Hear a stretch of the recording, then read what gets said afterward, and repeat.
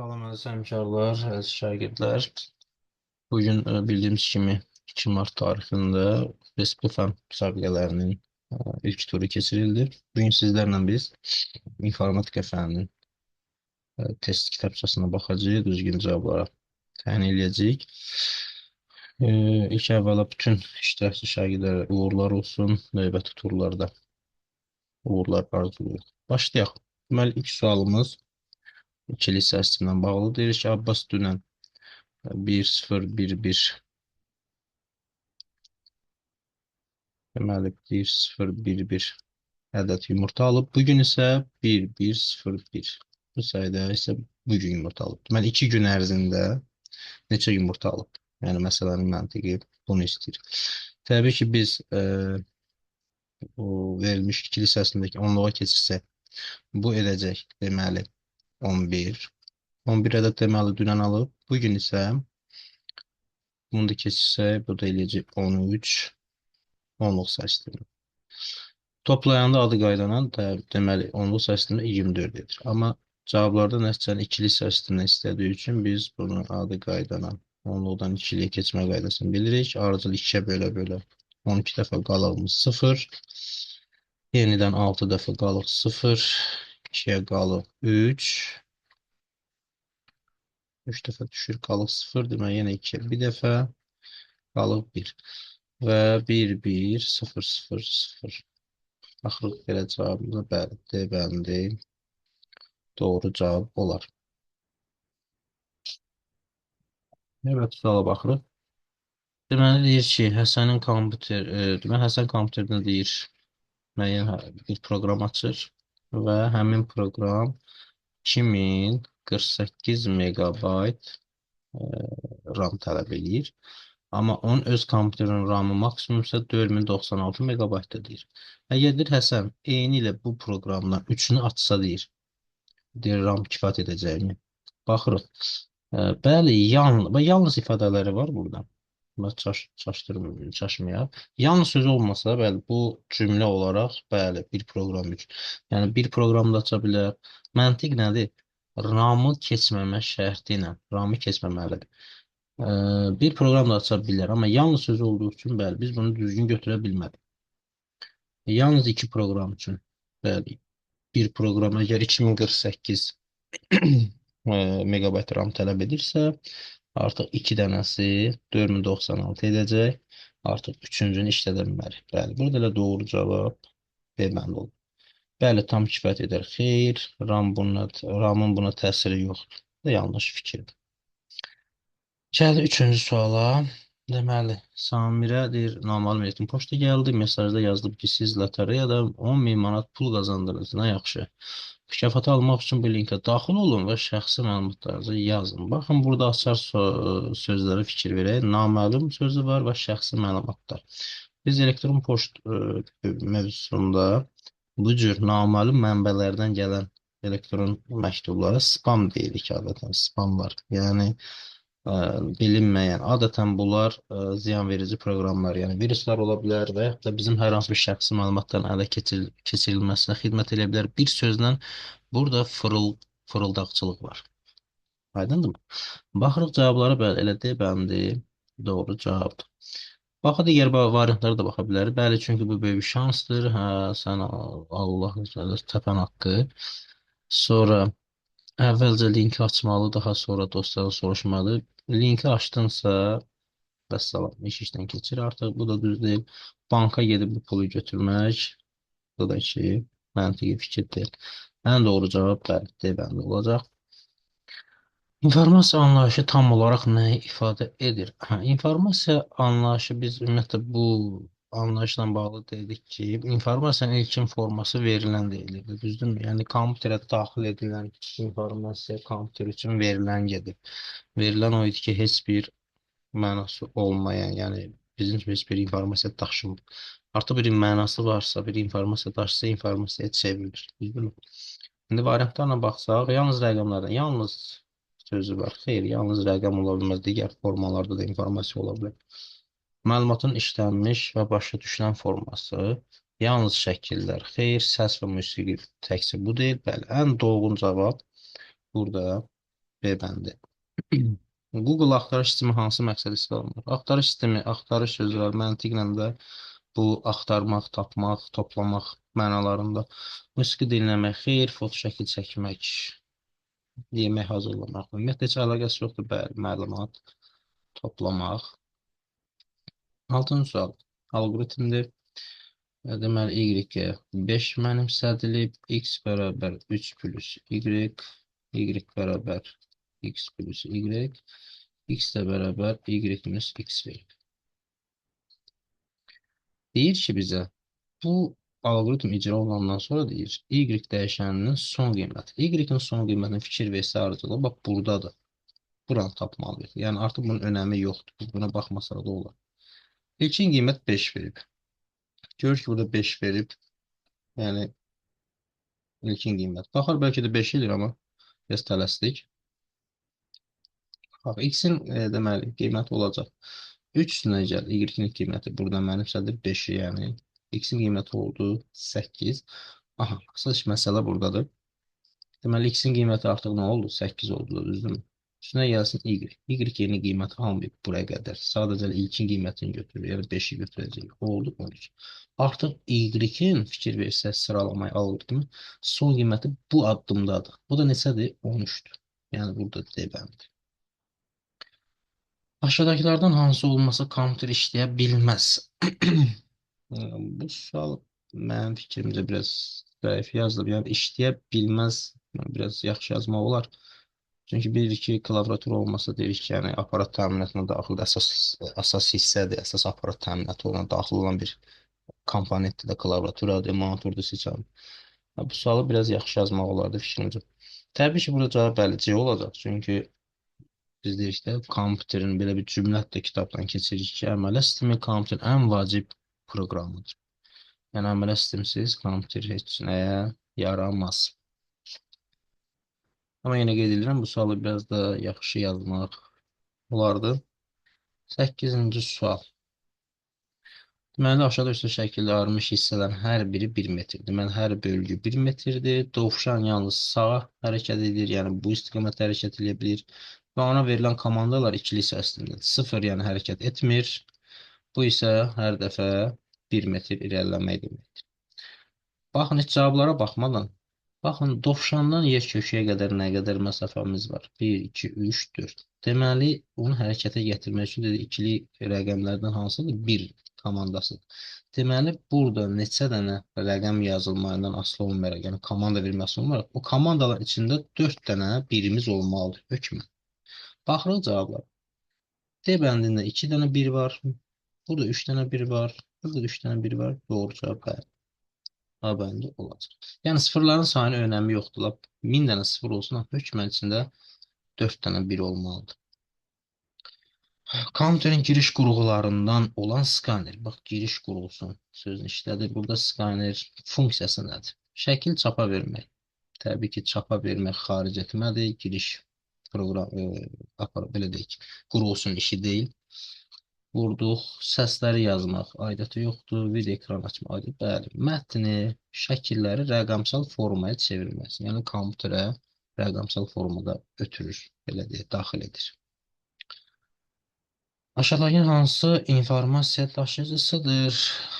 Printer, əlbəttə xeyr, seçən daxil etmədir, xaric etməkdir, bu da xaric etmədir. Yaddaş qurğusu olaraq informasiya daşıyıcısı sərt disk. Davam eləyək.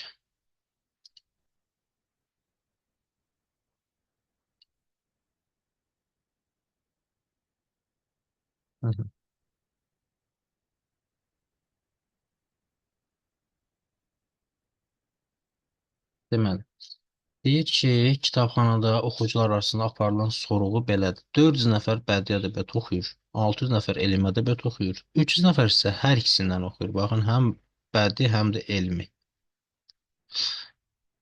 Bizə deyir ki, bu məlumatlar əsasən kitabxananın oxucuları toplam. Cəm neçə nəfər kitabxanada belə oxuyur. Bunun ən rahat yolunu biz bilirik ki, Venn diaqramından istifadə etməkdir. Deyək ki, bu olsun bədii ədəbiyyat oxuyanlar, bu da olsun elmi ədəbiyyat oxuyanlar. Bu tip məsələlərdə biz Hmm. Ne deyirsən? Ə, yaxşı olar ki, ilk öncə haranı yazır? Kəsişməni, yəni hər ikisinə aid olan bir məlumat. Hər ikisinə aid hansı idi? Təbii ki, 3 nəfərdir. Həm bədii ədəbiyyat, həm də elmi ədəbiyyat oxuyub. Deməli, biz bu hissəyə 300-ü yazdıq. Digər hissələri düzəltmək sadələşir. Baxırıq, bədii ədəbiyyat oxuyan deyir 400 nəfər idi. 400 nəfər cəmdir, yəni. Onda ancaq bədii ədəbiyyat oxuyanlar neçə nəfər olar? Təbii ki, 100 nəfər. 400-dən 300 çıxdı 100. Eyni qayda ilə elmi ədəbiyyat cəm 600 idi. Amma üçüsü də həm də bədii ədəbiyyat oxuyanı kəsişmədədir. Onda ancaq elmi ədəbiyyat oxuyanlara neçə düşdü? Elə 300. 600-dən 300 çıxdı, 300 qaldı. Baxın buranı deyir, toplam kitab. Bu da olduğu kitabxanadakı oxuyucuların sayı. Cəmdir nə qədər olacaq? Biz bu rəqəmləri toplayaq. 300, 300. Cəm nə qədər elədi? 700 nəfər. Gəldik 12-ci suala.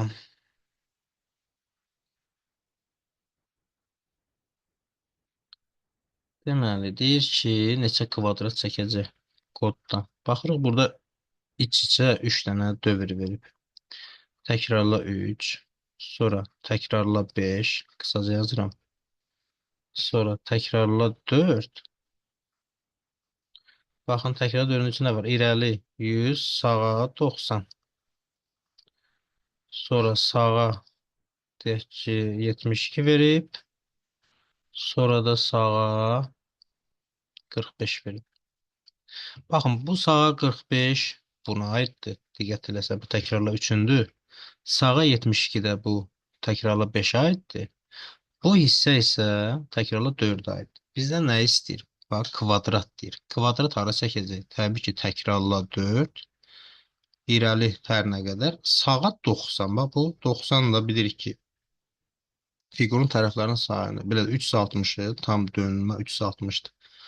Tərəflərin sayına böləndə dönmə bucağını verir. Təbii ki, asanlıqla müəyyən edirik ki, bu kvadrat çəkən hissə hansıdır? Təkrarla 4 və bu hissə. Onu yaşılla qeyd edək. Kvadrat çəkilən hissə və budur. Baxın, buradan da yaxşı görürsünüzsə, baba bu hissə təkrarla 4, irəli sağa 90. Bura kvadratı çəkir. Bu bir kvadratı çəkir. Təbii ki, baxırıq, bu ümumi proses 3 dəfə gedəcək. Hər üçündə də neçə kvadrat çəkəcək? Baxın, kvadrat 1 kvadrat burada neçə dənə çəkiləcək o formada? 5 dənə çəkiləcək. 3 dəfə 5-5 kvadrat çəkəcək. Deməli, toplamda neçə kvadratımız olacaq? 3 dənə 5. Yəni 15 kvadrat çəkəcək alt blogumuz. Yəni bu qədər sadə. 13-cü sual. Deməli, nə deyir burada? Burada bir incəlik var. Sil ilkin vəziyyət, bunlar önəmlidir. Baxın, sola 90 verir. Bunu belə yazmıram. Birazdan buna da yönələcəyik. Dəyişənlər elan olunub. A-nın ilk qiyməti 1 verib, B-yə də 1 verib. Sonradan təkrarla 10. Təkrarla 10. C-ni nə mənimsədib? A-nı B-yə vurub həmişə. Sonra yaz C, yəni C-ni xaric edir, nəticəni ekranda görəcəyik. Və ondan sonra hər dəfə A-nı da 1 vayda artırır. B-ni də sonra 1 vayda artırır və irəli, bax, əsas bu komandalar. İrəli də 30. Bax, ilk baxışdan biz görürük ki, təkrarla 10, yaz C, yəni 10 dənə rəqəm olacaq. Görür ki, çox variantda 10 dənə rəqəm çapa verib. İlk olaraq nəyə verəcək? 1 vur 1. Yəni 1-i verdi. Düzdürmü? Buradan yazdım. 1-i verdi. Sonra hər dəfə artırdı. Artıq A-nın qiyməti 2, B də 2. Vurdu bir-birinə, elədi 4. Sonra növbəti oldu 3, 9. Sonra 4, 4, 16. Bu qaydada. Yəni bizə ilk baxışdan gələ bilər ki, aha, cavab C-dir. Amma yox. İncəlik nədir burada? İlk olaraq ilkin vəziyyətdən sonra nə yazıb? Sola 90. Deməli, bizim bağamız sola dönəcək. Artıq istiqaməti bu formadadır.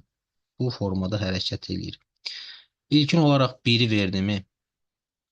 Sonra nədir? İrəli 30 komandası var. Müəyyən addım irəlilədik bağa. Sonradan A-nın qiymətləri 2, B-də 2. Hasil nə oldu? 4. Yenə irəlilədi. 9. İrəlilədi. Yəni bir sözlə 1-dən 10-a qədər ədədlərin kvadratlarını tərs düzəcək. Baxın, belə bir D bəndindəki kimi nəticə ekranda görərik. Burada doğru cavab D bəndi. 14-cü sualda yenə də adbloğuna bağlı sualdır. Aşağıdakı kodun icrasından sonra qrafik bölümünün hansı fiqur alınır? Sil 2 məziyyət qələmi indir. Təkrarla 8, irəli 100, sonra da 135. 8-ə görə biz asanlıqla deyə bilərik ki, bu deyək ki, 8 tərəfli bir düzgün fiqur çəkə bilər. Hardasa deyək ki, bir ola bilər. D ümumiyyətlə olanmaz. 3 bucağının heç bir aidiyyəti yoxdur bunun. 8 tərəfli. Baxın, burada da 8 var. Burada da 8 var. Bunların hər üçü ola bilər. Amma incəlik nədir? Əgər bu B bəndi olsa, düzgün 8 bucaqlı olsa, biz bilirik ki, 360-ı bölməliyik 8-ə. Bu da 45 eləməlidir. Dönmə bucağı. Burama 135 yazıb. Bu belə bir şey çəkə bilməz. Avtomatı rahatlıqla da bunun üstünə vurduq. A ilə C arasında qalırıq. Baxırıq. İndi C bəndinin alınması üçün fikir verin. İrəli getdisə müəyyən qədər. Təkrarla 8 olacaq. Çünki 8 ilə burada belə deyək də xəttlər var. 8 deyək ki, doğrudur. Amma irəli getsə müəyyən qədər. Bu hökmən geri gəlməlidir. Sonra sağa müəyyən qədər 45 dərəcə dönməlidir. Yenə 45 dərəcə dönməlidir. Bu formada irəli, geri 45 dərəcə bu formada. Ona görə C də bu kodla əlaqəsi yox. Qaldı bircə nə? Bəli, A bəndi olacaq. Təxmini cızma-qarad eləyə bilərik ki, 135 dərəcə döndərsə, irəli gəl, döndü, müəyyən bu hissələri hardasa verir. Amma bu analiz etməklə də, bu formanı variantlarla işləməklə də rahat tapa bilərik ki, bu A bəndi olacaq. Deməli,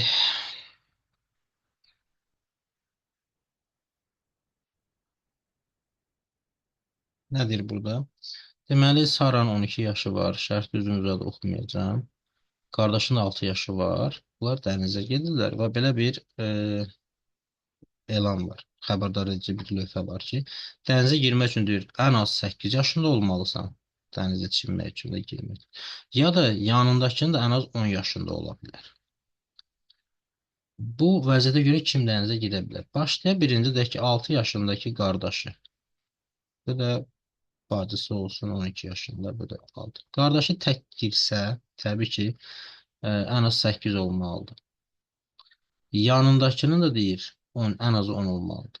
Deməli, bu tək girə bilməz heç vaxt. Baxırıq. Sara Ali dənizə birlikdə girə bilər. Sara girə bilər, lakin Əli birlikdə girməsinə izin verilmir.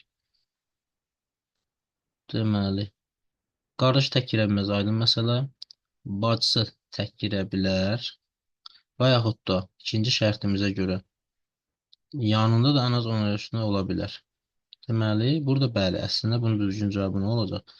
Qardaş çimə bilər, amma yanındakı da ən az 10 yaş ola bilər də icazə verilir. Elə burada olacaqla Sara Ali ilə dənizə birlikdə girə bilər. Bəli. Ali girə bilər. Xeyr, tək girə bilməz. Sara girə bilər, lakin Ali ilə birlikdə girməsinə icazə verilməz. Niyə verə bilər? Bu da yaşı icazə verir də. Yanındakının 10 yaşı olmalıdır ən az. Saranda 12 yaşı var. Burada A bəndi, bəli, ikisi də birlikdə girə bilər. Bunun üstündə durmayaq.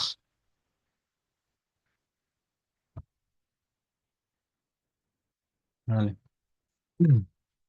Qovçu Qunduz deyir, başlama yerindən 4 ədəd dairəvi dəlikləri irəliləmək istəyir. Bunlara 4 dənə. Lakin Qunduz aşağıdakı qaydada riayət etməlidir. Qunduz yalnız ağ xəttlərini, baxın bu xəttləri görürsün, ağ xəttlərini. Bunlarla irəliləyə bilir. Qunduz qumdan, yəni sarılar qumdur. Kolluqlar, yaşıl rənglər kolluqdur və sudan, mavi rənglər. Bunlardan keçə bilməz. Qunduz dəliklərinin nömrə azlığına görə, baxın, 1, 2, 3, 4. Bu istiqamətdə keçməlidir. Daha belə yox. Baxın, 1, 2, 3, 4. Bu istiqamətdə gəlməlidir. Deyir ki, ən az, hər addımda, hər tərəfdə 100 addımdır da. Qunduz deyir, ən azı neçə addımdan bu gəlib 4-ə çata bilər. Baxın, buradan girmək olmayacaq. X qoyuruq, çünki su var. Neyə bilər? Ancaq ağ xətlə gəlməlidir. Baxın, belə gələ bilər. Gələ bilər bu formada, bu formada, bu formada. Belə. Gələcək bu formada. Sonra belə, sonra da bu formada. Baxın, trayektoriyası verilən şərtlər. Yəni, buradan yenə deyirəm, suya görə keçə bilmir. Belə də Ə, Diaqonal boyda da icazə yox, çünki yaşıllıqdır, kolluqlara girə bilmir. Ə, Əslində ona qadağa yoxdur. Kolluqlar bunlarda sadəcə deyir ki, ağ xəttlər boyunca hərəkət edə bilir. Yalnız ağ xəttlər boyunca bu formada ən qısa. Baxın biz buradan da gələ bilərik əslində. Sonra belə eyni şeydir. İki tərəf gedir, burada da iki tərəf gedir. Yəni heç bir qiymət əslində dəyişmir. Buradan gəlsə bu yana artıq gedən bir qumsaldır. Yenə deyirəm, buradan da gəlib, yəni bu formada da gəlib. Belə də gedə bilər. Baxın iki tərəf, burada da iki tərəf. Yəni qiymət nəticəyə təsir eləmir. Sayaq 1, 2, 3, 4, 5, 6, 7, 8, 9, 10, 11, 12. 1200 bəli. 1200.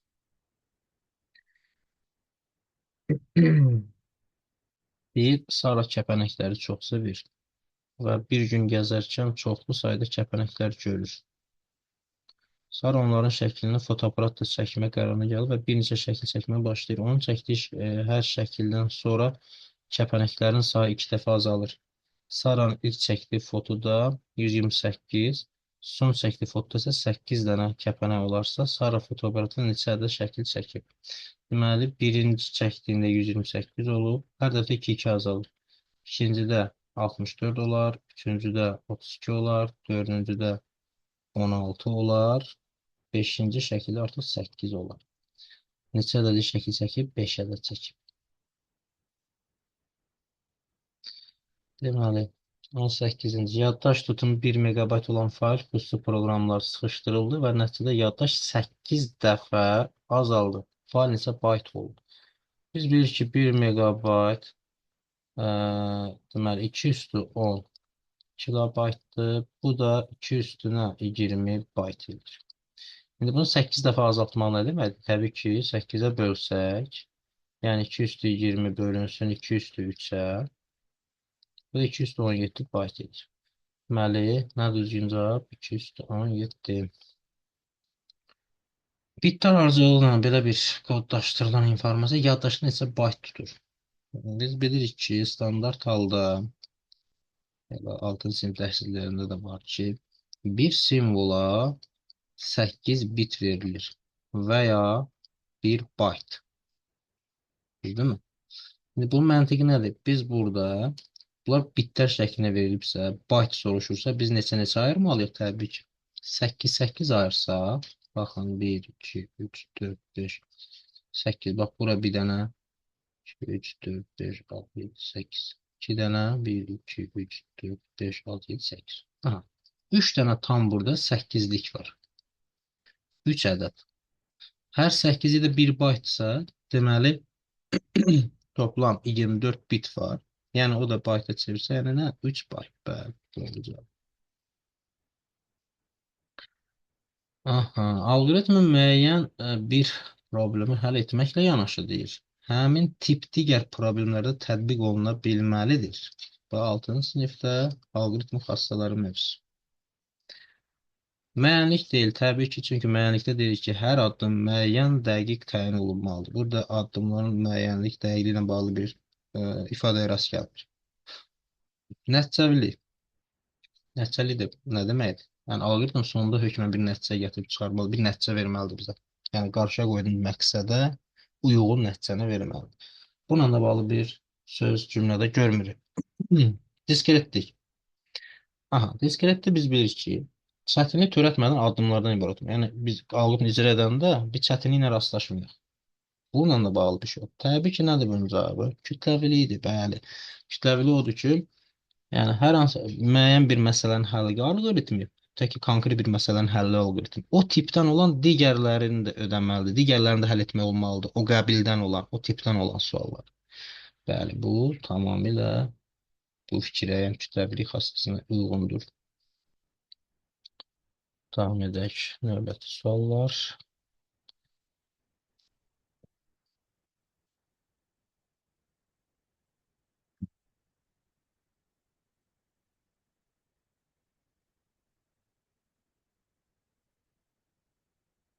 Hı hı. 20-ci sual. Deyir ki, Ravelin yazdığı proqramda daxil edilən natural n ədədinin xüsusiyyətlərini verir, şərtləri verir. Deməli, nədir xüsusiyyətləri? Əgər n cüt ədəddirsə, onda çıxışı A verməlidir. N ədədi 3-ə tam bölünürsə, B-ni verməlidir. N ədədi 2 rəqəmlisə, C-ni verməlidir. N ədədi 50-dən böyükdürsə, D-ni verməlidir. Proqram girişə n ədədi olaraq 30 daxil edilibsə, biz cavablara da baxmayaq, görə nələr çıxır. N 30-dursa, n ədədi cütdür. 30 cütdürmü? Əlbəttə. Deməli, A gedəcək çıxışa. N ədədi 3-ə tam bölünür. 33-ə tam bölünür. Bəli. Deməli, B də çıxışa gedəcək. N ədədi 2 rəqəmlidir. Bəli, 2 rəqəmlidir. N ədədi 50-dən böyükdür. 30 50-dən böyükdür. Xeyr, bu yanlışdır. Deməli, hansılar çıxacaq? A, B və C çapa getməli. Bəli, doğru cavab C-dəndir. Doğru ifadəni seçin. Monitor giriş qurğusudur. Xeyr. Sensor olsaydı, hə, həm giriş, həm çıxış, nəsə başqa mövzudur. Bəli, monitor giriş qurğusu xeyr. Klaviatura çıxış qurğusudur, xeyr, daxil etməlidir. Seçən çıxış qurğusudur, xeyr, daxil. Bəli, mikrofon giriş qurğusudur. Sağda bir sual. 8 bit vasitəsilə neçə bit kodlaşdıra bilirik? Biz ümumi şəkildə nə deyirik? 8 bit, ümumiyyətlə bit sayına görə maksimum neçə kodlaşdıra bilərik? 2 üstü n ilə demişik, düzdürmü? N də bitlərin sayıdır, yəni 2 üstü 8. Sağda bir sual. 24. Ailədə 3 uşağı var və onların əlində aşağıdakı cədvəllərə uyğun konfetlər var. 11 konfet burada, 21, 13 burada. Uşaqların hər birində konfetlərin sayının bərabər olması üçün uşaqlar öz aralarında minimum neçə konfet mübadiləsi etməlidir? İlk öncə Əli ilə Alinəyə baxsaq, bunlarda ən az bunlardadır, 11, 13-dür. Ən çox Saradadır, 21, düzdürmü? Yəni, bunların verməyi bir məntiqlə fikirləşir. Əlinin deyək ki, Saraya və yaxud da Alinə verməyin nə mənası var? Yəni, istər-istəməz azalacaq, bunlarda çox heç bir bərabərləşə gedə bilməz. Eyni ilə Alinədə niyə verməlidir ki, konfetlərin kiməsə? Yəni, yenə azalma, yəni bərabərləşmə gedə bilməz. Burada üstünə düşür nə? Çox olana. Ürək açıq olmaq lazımdır biraz. Bu biraz verməlidir. Baxaq indi nə qədər. 3 dənə versə, nə olacaq burada? 18. Yaxşı, 18, bunları 3 dənə nətərdə bölsə, heç vaxt 18 ola bilməz. Düzdür, 3 olamaz. 4 versək, 4-ün versə, deməli 17 qalır. Bunlar 17 eləməsi üçün, elə gələ bunu, elə 4-ün hamısı buna verəsən. Bu qaldı qıraqda yazıq. Düzdür, bu da olmur. 5-in versə, qaldı nə qədər? 16-sı bunda, 16 bundadırsa. Bunlar 16 eləməsi üçün buna 3 versəm, buna qalır nə ikisi. Yenə bərabərləşmək. Qaldı nə? Əlbəttə ki, D bəli. Bəli, 6-sını versə, bunda neçə qaldı? 15-i qaldı Sarada. Düzdürmü? 6-sından deməli, 4-ünü buna versə, Alidə neçə oldu? 15. Gördü, bərabərləşdi. İkisi qaldı. O ikisini də buna versə, görürüz, hamı da bərabərləşdi. 15, 15, 15. Doğru cavab 6. Deməli, verilən n natural ədəd üzərində aşağıdakı əməliyyatlar icra olunur. Deməli, ədəd cüt olarsa 2-yə bölünür, tək olarsa 3-ə vurulur və 1 əlavə olunur. n5 olarsa neçə əməliyyatdan sonra n ədədi 1-ə bərabər olacaq? Deməli, ilkin olaraq 5 qiyməti daxil olsa, deyir ki, cütdürsə 2-yə bölünür, təksə 3-ə vurulur və 1 əlavə olunur. Gördüyünüz kimi ədəd yoxlayırıq ki, nədir? Təkdir ilkin addımda. Deməli, olmalıdır. Bu hissə icra olunur. 3-ə vurulacaq. Deməli, 3 vuruldu 5-ə. Üstünə 1 gəldi. Neçə oldu bu? 16. Növbəti dəfə yenə yoxlayırıq. Cütdürmü? Deyir ki, 1 olana kimi. Neçə əməliyyatdan sonra? 1 əməliyyat getdi, düzdür. İkinci əməliyyatda. Aldığımız ədəd 16-dır. Cütdürmü? Bəli, 2-yə böldük. Oldu nə? 8. İkinci addımda. Yenə də cütdür. Yenə 2-yə böldük, oldu 4. Dördüncü addımda. Yenə cüt olduğunu 2-yə bölürük. Oldu 2. 5-ci addımda yenə cüt olduğunu böldü 2-yə. Oldu 1. Aha, bizə nə deyirdi? 1 alınana qədər neçə əməliyyat olmalı? Deməli, neçə əməliyyat oldu? 5. Belə. Bu qədər əziz şagirdlər, əziz həmkarlar. Bacardığım qədər suallara baxdıq, yoxladıq. Yenə də rəy bölməsində ola bilər hansısa sual.